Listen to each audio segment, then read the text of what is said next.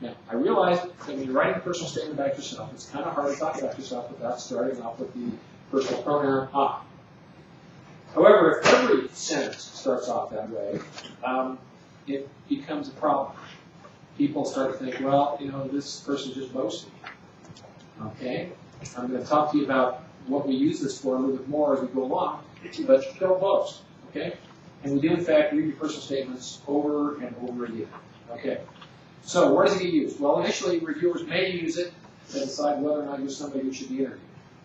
Interviewers will definitely use it as they plan and prepare their questions while they're getting ready to interview you. Okay? In the selection committee, where this all finally ends up, and we got a selection committee meeting this morning, 4 fun-filled, intense hours talking about the future of your life. They will spend more time studying the personal statement than they will anything else. However, they really will read everything. So, you know, in the course of your application, all the hands that passes through it, roughly 20 people are going to read your personal statement at least 2 or 3 times. Okay? Now, the same 20 people, if they think it's a really good application, then they read it 4 or 5 times.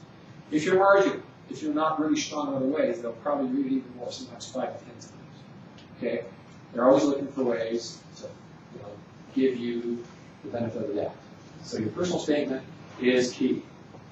Now, we read letters of recommendation, and they'll read them very carefully, sometimes twice. So, you know, it's important that you find people who write letters of recommendation for you, who know you well.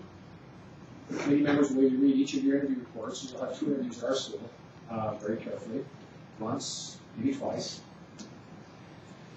But they will really study your personal statement. So how do you get started? Now, this comes directly out of the admissions brochure. So, to think of things that shaped you, that influenced your life, made you want to study medicine. Okay? Now, you want to be specific, you want to be succinct, you want to be clear. We want to know what motivates you, and we want to know, most importantly, what the experiences you had that have brought you to the point where you're going to waste a good part of your life applying to medical school, what those experiences have taught you. Okay? Now, every year we get some really, really bad personal statements. And, you know, those are avoidable mistakes. So some things you should do, okay? Think before you write. This is not something you dash out the night before you press the submit button. Okay, you want to work on this for a while. Go through multiple drafts if you need to. It's okay to get help. You know, if your high school English teacher will read it, that's fine. If you have an English professor who will read it, good. Friends, people who will be honest and frank with you. Okay? If you're really desperate, in the admissions office, we will offer you some help. We're only going to read it once. Okay? So if you want us to read it, and because I'm now the senior associate dean, that's not just that I'm the senior associate dean of admissions. I've always been that. I'm the only dean of admissions. I'm still the only dean of admissions, but I have other responsibilities now, which makes me push around other deans. So I don't have nearly as much time. So chances are, if you bring your personal statement to the admissions office, one of the staff is going to read it. Okay? Now, I read as many of them as I can. Honestly, if you want good feedback, you probably want one of the staff to read it.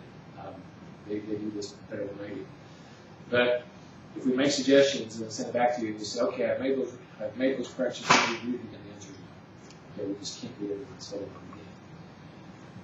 But in general, think about things that have made you the person you are, the lessons you've learned, the experiences you've had, to bring you where you are. And then let's learn about that. Let's learn about you by learning what you've learned. Okay? So a couple of things. We're going to read both of them, so don't cut and paste your AMCAS personal statement into your secondary personal statement. That does make the committee job easier.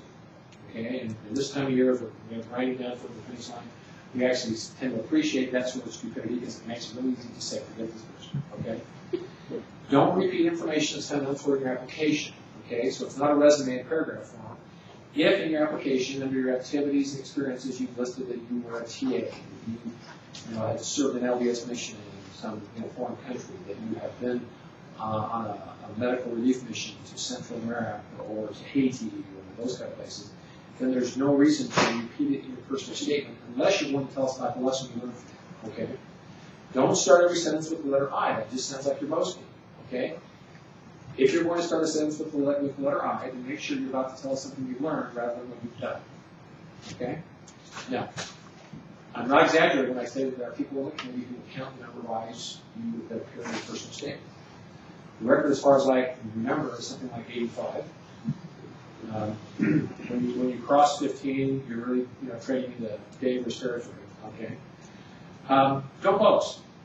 There's no reason to put your MCAT score or your GPA in your personal statement. If we want it, it's in your application someplace else.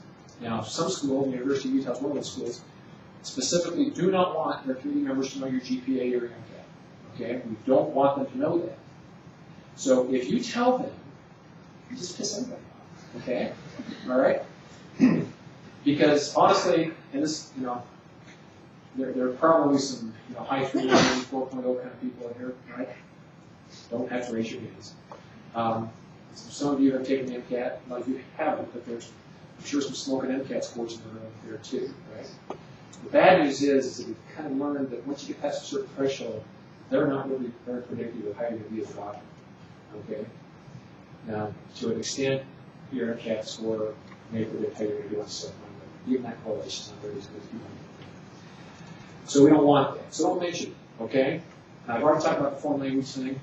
If you're going to start doing that, and if you're going to tell us that you're fluent in foreign languages, then I'm likely to find a native speaker to do your interview, in that foreign language. Okay? If you're good enough that this high stakes interview, one's going to determine your professional career and the rest of your life, and you're ready to do in that language, then maybe it'll be impressive. Okay? But if you're not that good, you might not want to listen. Don't tempt me. Okay? Some people just think I'm a nice person. I'm really not. Okay? Now, sometimes people get carried away with, trying to explain how things went. I got off the bad start with my education. I showed up to school at college for 2 years and then we're not interested. Okay? If you want to know why. All right? But again, most schools, at least many schools, and certainly our school, the people who are going to talk to you, who are going to read this, for whom that is a big deal, aren't ever going to be shown that anyway. So there's no reason to talk about, spring semester 2 years ago. Okay, when your, fiance dumped you and life got hard and you go past for a while. Even if they're legitimate things, okay? Now, sometimes real trials come and they're part of the growing process that makes you ready to go to medical school. Then you should describe those in the context of how you grew and when you learned. Am I making that clear? Okay, good. Now, the other thing that commonly happens, and this is on almost unbearable temptation, and that is to write a testimonial to somebody else, okay? Usually a physician. When I was 5 years old, I fell off a horse and broke my left arm. It was very traumatic. I've been afraid of horses ever since. And my mom took me to Dr. Jones, and Dr. Jones was kind, and he soothed my fears and wiped away my tears and very gently but effectively set that on and put it in a cast, and he made my favorite color, and so he put my name on it. And after that, he was my friend forever, and he came to my high school graduation, and he sent me a graduation gift, and he sent me Valentine's. And I saw how great he was with all his patients, and I wanted him to be just like Dr. Jones. Okay? Well, we read that, and I think, well, that's Dr. Jones. What a great guy. We should take him. But we don't know anything about you. All right? So resist that urge. Dr. Jones is doing fine. Let's make sure we know about you. Okay? Now, I've got some examples, and for those of you that are going to watch this later on the podcast or whatever it's going to be, these may be hard to read. They may be hard for you to read here in the room. Let me just tell you about these. That goes off. Let me just tell you about these examples. These are not actual excerpts from anyone's application. I wouldn't do that. You need to worry that if you really write something goofy that I would go to the next one. Okay? And I made these up a couple years ago. So the examples I'm going to show you are representative of things that we've seen repeatedly, the type of things we've seen repeatedly. Okay? So this is my one. All right? Inspired by applications that we've seen. Okay? So this is one that I think has some problems. And the last sentence is, I want to be here. I will be the light that brings the brightness the dark world of the downfall. Okay? Just take a minute and read that, and then we'll discuss what you all think of that. Wonderful.